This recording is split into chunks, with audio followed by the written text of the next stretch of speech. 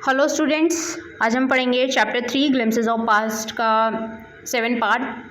ठीक है, the sparks लिखा है यहाँ पे। स्पार्क्स का मतलब होता है चिंगारी। अब क्या हुआ इंडिया के अंदर की चिंगारी आ गई, मतलब लग गई, आग लग गई।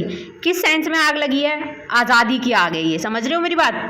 तो ये टाइम पीरियड है 1855 से लेके 57 का। ये इंपॉर्टेंट है, मोस्ट इंपॉर्टेंट है ये। आगे चलते हैं। लिखा है यहाँ पे, taxes continue to ruin the peasants. देखिए हमारे जो किसान वगैरह थे, इनके ऊपर ये सब चलता ही रहा। ठीक है, इनको बर्बाद करा ही जा रहा था, बर्बाद करा जा रहा इन द सेंस इनके ऊपर बहुत ज़्यादा टैक्स लगाया जा रहा है। बेचारे क्या करेंगे, एक तो वैसे ही किसान है कि नहीं। इन बंगाल के अंदर हो रहा था। द संथाल्स, ये कम्युनिटी होती है, ठीक है, who had lost their lands. इनकी ज़मीन क्या जा चुकी है, लॉस्ट मतलब खो चुकी है। ये लूज की थर्ड फॉर्म लिखिए, क्योंकि हैड के साथ हमेशा वर्ब की थर्ड फॉर्म आती है। ठीक है, हैड क्या लेता है अपने साथ, वर्ब की थर्ड फॉर्म लेता है। ठीक है, अपने लैंड को खो चुके हैं अंडर न्यू लैंड रूल्स। नए नए रूल्स बनाते रहते थे आए दिन ये अंग्रेज। तो अब क्या हुआ, नए रूल्स बनाए और संथाल जो कम्युनिटी थी हमारी, वो लोग अपने लैंड को खो चुके हैं। ठीक है, बिकेम डेस्परेट, और वो इतने ज़्यादा मतलब कि अब वो हो चुके हैं कि अब इन्हें भगाओ। एक्चुअली में ना बहुत सारी जगहों पे ये लोग इतना गलत काम कर देते हैं, इतना गलत काम कर देते हैं कि लोगों को ना यार इस चीज़ को करने के लिए एकदम हो ही जाता है डेस्परेट कि अब हमें ये करना है तो करना है। मेरी बात समझ रहे हो? इतना टॉर्चर कर दिया है। इन 1855 अब क्या होता है, ये इसमें they rose in rebellion and massacred Europeans and their supporters alike. अब यहाँ पे एक ना रेबेलियन मतलब कि एक रिवोल्ट स्टार्ट होती है, और मैसेकेड बेटा होता है जैसे कि जहाँ पे बहुत सारे लोगों की हत्या कर दी जाती है। जैसे एक ना बहुत ज़्यादा वो है, फेमस है वो वाला, आपने पढ़ा होगा, जलियांवाला जो बाग था, वहाँ पे एक हुआ था ऐसे ही हत्याकांड। देखो उसमें भी क्या हुआ था ना कि अंधाधुंध एकदम गोलियाँ बरसाई गई थी।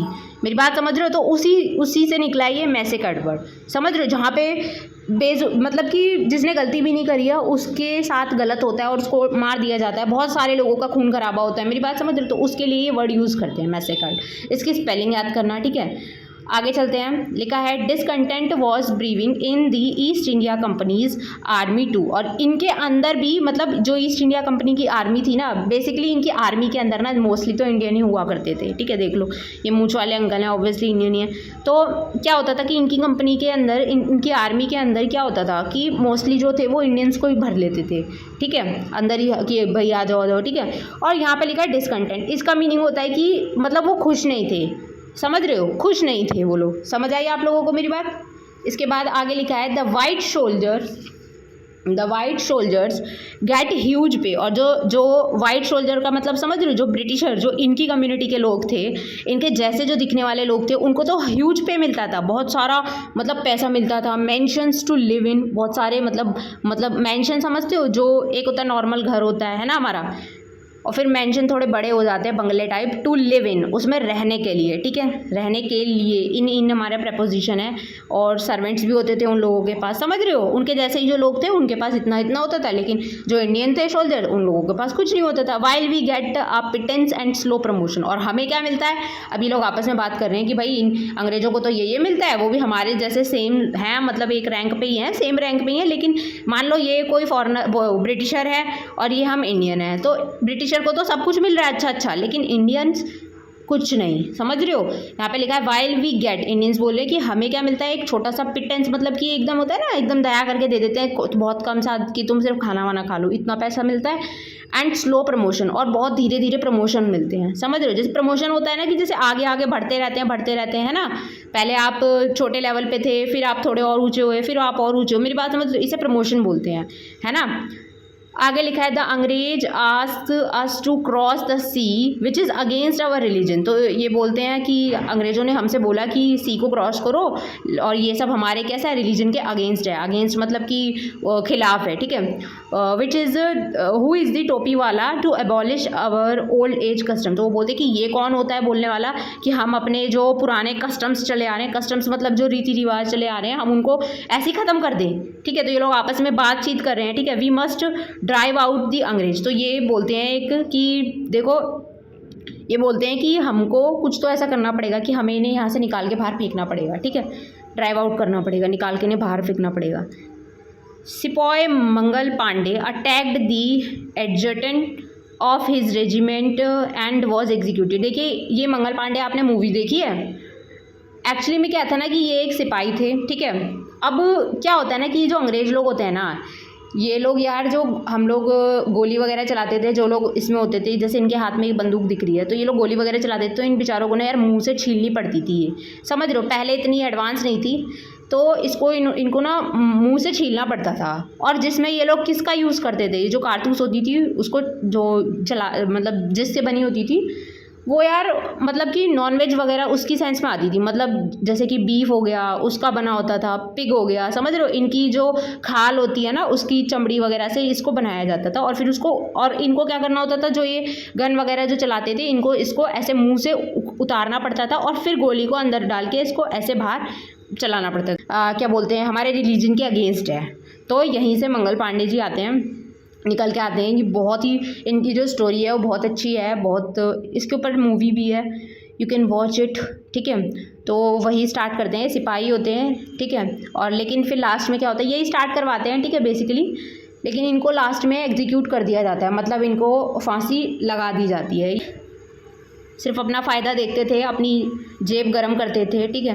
आगे चलते तो फिर ये कैसे लड़ाई स्टार्ट होती है। थाउजेंड्स ऑफ सिपाहीज रिवॉल्टेड, बहुत सारे थाउजेंड्स ऑफ अदर सिपाही, देखिए बहुत सारे सिपाही आते हैं और वो लड़ाई करते हैं, विद्रोह करते हैं। दे वर स्ट्रिप्ड ऑफ देयर यूनिफॉर्म्स, और सबकी देखिए मोस्टली की क्या होती है, यूनिफॉर्म को स्ट्रिप कर दिया जाता है। स्ट्रिप्ड होता है ना ऐसे करके फाड़ देना या उतार देना, तो उनकी यूनिफॉर्म को ऐसे बहुत तगड़ी लड़ाई होती है, ठीक है। Humiliated and put in iron, और उनके कपड़े वगैरह फाड़ फूड़ के और उनके हाथों में पुट इन करना एक फ्रेजल वर्ब होती है, इसका मतलब होता है पहन लेना या पहना देना, ठीक है। तो आयरन्स होती है हमारी बेड़ियाँ, और अगर ये वाला आयरन है तो ये आपका साइंस की टर्म है, दैट इसका जो वो होता है Fe, ठीक है। आगे चलते हैं, क्या लिखा है, आगे लिखा है few English man had care to understand Indian customs और द पीपल्स माइंड। देखिए बात कर रहे हैं कि जो फ्यू मतलब कि बहुत थोड़े से जो इंग्लिश मैन मतलब जो अंग्रेज हैं इन्होंने केयर करी है, ठीक है, हमारे इंडियन जो मतलब जो प्रथाएं हैं इनको समझने की, लोगों के दिमाग को समझने की। मेरी बात समझ रहे हो। All proud Brahmin soldiers, do you know that the grease on the bullet you have to bite is made from the fat of cause and pigs. देखिए ये वही लिखा है, उसको बता रहे हैं कि देखो तुम तो इतना अपने आप को बोलते हो ये वो, लेकिन तुमने कभी नोटिस किया है कि जो तुम ये जो बाइट करके निकालते हो, जो ये ग्रीस होती है इसको निकालते हो, तो ये किसकी बनी होती है, ये काउ और पिग की बनी होती है। याद करो, क्योंकि ये बहुत दिक्कत देती है कि आई पहले आएगा कि ई पहले आएगा। मेरी बात समझ में आ रही है। डिसीव का मतलब होता है धोखा देना। हैज़ के साथ वर्ब की थर्ड फॉर्म लिखी होती है हमेशा, और ये एकदम ठीक लिखा है, ठीक है। ये वाला टू जो होता है इसका मतलब होता है भी, ठीक है, इसका मतलब क्या होता है भी। और अगर ये वाला टू है ये क्या है, प्रपोजिशन, ठीक है। आगे चलते हैं। Soon chapatis were sent from village to village. अब धीरे धीरे क्या हो रहे हैं, चपातीज को सेंड किया जा रहा है। ये कुछ प्लान बनाते हैं रातों रात और उसको स्टार्ट करते हैं रातों रात। एक दो दिन में नहीं हुआ, बहुत टाइम से ये लोग प्लान कर रहे होते हैं, ठीक है। तो सून अब जल्द ही एक कोई चपाती ऐसे करके आपस में सेंड कर रहे होते हैं। ये सेंड जो होता है ना, इसकी जो दो फॉर्म होती हैं उनमें दोनों में लास्ट में टी आता है, समझ रहे हो, सेंट सेंट, ठीक है। तो जो वॉज और वर होते हैं ये हमारे पास्ट में लिखे जाने वाले टेंस होते हैं, ठीक है। तो और वर जो होता है, वर हमारा प्लूरल होता है इसलिए थे लिखा है। और चपातीज है, नाउन कैसा है, प्लूरल है, इसलिए हमारी वर्ब की भी आई है प्लूरल। और वर्ब जो वर होती है, वर के साथ हमेशा वर्ब की थर्ड फॉर्म लगती है, एकदम ठीक लिखा है। From village to village, village से विलेज तक जा रही थी, ऐसे बात करते करते चपातियाँ पास कर रहे हैं, ठीक है। To tell the people that their emperor would want their services, और ये आपस में बात कर रहे हैं कि हमारे राजा को हमारी सर्विसेज चाहिए। Yes all my village man will be ready, तो बस बोल रहे हैं कि अब सारे आदमी रेडी मिलेंगे। ये लोग आपस में कुछ बात कर रहे हैं, ठीक है। Similarly lotus flower circulated among Indian soldier, अब इंडियन जो हमारे जो सैनिक थे इनके बीच में भी एक लोटस का फ्लावर को मतलब कि सर्कुलेट करना, मतलब आपस में ऐसे ऐसे पास ऑन करना, ठीक है। एकदम धीरे से काम हो रहा है ये, वरना अंग्रेजों को पता चल गया ना तो सबकी टांगे तोड़ देंगे और सबको जेल में बंद कर देंगे, फांसी पे चढ़ा देंगे ज़बरदस्ती, रेगुलेशन 3 की वजह से, समझ रहे हो। डेथ टू फॉरनर, अब ये लोग आपस में बात करें, अब इनको मारेंगे हम, ठीक है।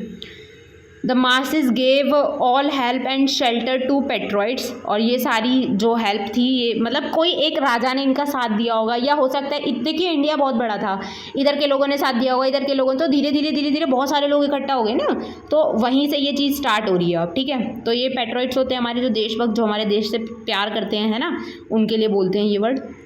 उसके बाद हम इसका पार्ट 8 पढ़ेंगे, ठीक है। तब तक इसको रीड करो दोबारा।